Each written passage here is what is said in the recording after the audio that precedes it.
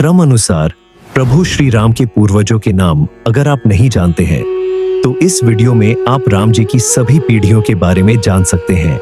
राम जी के कुल का नाम रघुकुल कब और क्यों पड़ा, इन सब सवालों के जवाब इस छोटे से वीडियो में आपको एक सरल भाषा में मिलने वाले हैं।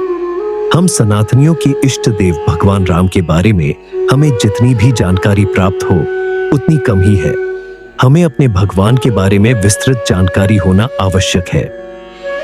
आइए वीडियो शुरू करते हैं।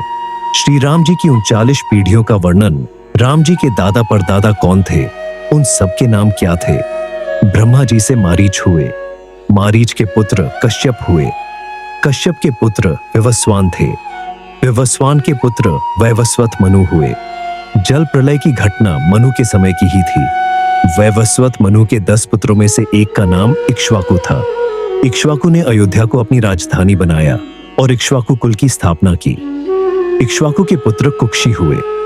कुक्षी के पुत्र का नाम विकुक्षी था। विकुक्षी के पुत्र वाण हुए।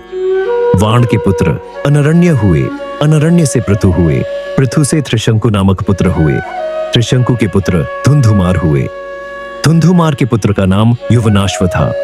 युवनाश्व के पुत्र मांधाता हुए। मांधाता से सुसंधि नामक पुत्र का जन्म हुआ।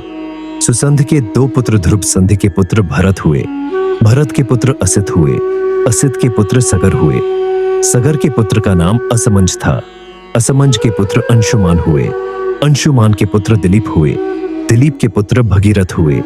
ही गंगा को पृथ्वी पर उतारा था। भगीरथ के पुत्र काकुतस्थ हुए।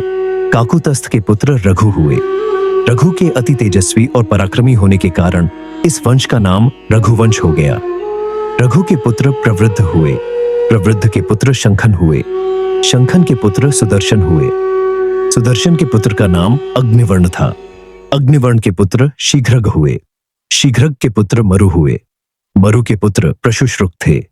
प्रशुश्रुक के पुत्र अम्बरीश हुए। अम्बरीश के पुत्र नहुष हुए। नहुष के पुत्र ययाति हुए। ययाति के पुत्र का नाम नाभाग था। नाभाग के पुत्र का नाम अज हुआ। अज के पुत्र दशरथ हुए। दशरथ के 4 पुत्र हुए, श्री राम, भरत, लक्ष्मण और शत्रुघ्न। इस तरह 39वीं पीढ़ी में श्री राम आए। कुछ और आवश्यक जानकारी। श्री राम लंका में कुल 111 दिन रुके। सीता जी लंका में 435 दिन रुकी। अध्यात्म से संबंधित आवश्यक ज्ञान और पूर्ण जानकारी प्राप्त करने हेतु चैनल से जुड़े रहे। जय श्री राम साथियों।